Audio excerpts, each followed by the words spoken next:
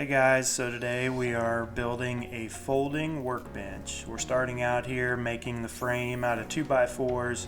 We've got 2 at 93 inches and then we're going to cut 4 at 19.5 inches. And this is going to fit our plywood top that is going to be 2 feet by 8 feet. This will allow just a little bit of overhang on the top on each end. Just to give you a little bit of space if you needed to clamp something down to it. We're pre-drilling all of our holes here and then using some 3-inch deck screws to screw this frame together.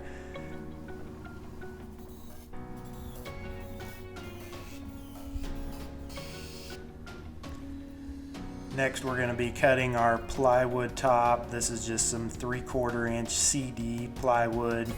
Just cutting a 4x8 sheet right in half.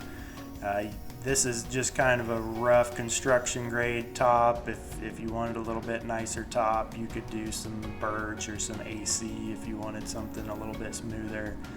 Pre-drilling all these holes using 1 5/8" deck screws on this. Now we're marking out the hinge locations. We're just using some 3.5-inch door hinges that will be attaching this to the wall to fold. Using some 1.25" deck screws to attach these. We're marking out our location here and attaching some blocks that will set it off the wall just a little bit. Once again, using some 1.25" screws. Then we leveled up the top there and marking where we're going to drill the holes for our bolts. I just had to measure, figure out what length of legs were going to work for me. These ended up being about 40 inches long. Using a 3/8 bolt, 4 inches long with a lock nut and washers. Then we're going to make a latch that's going to hold this thing while it's folded in the up position there. Just something simple for now.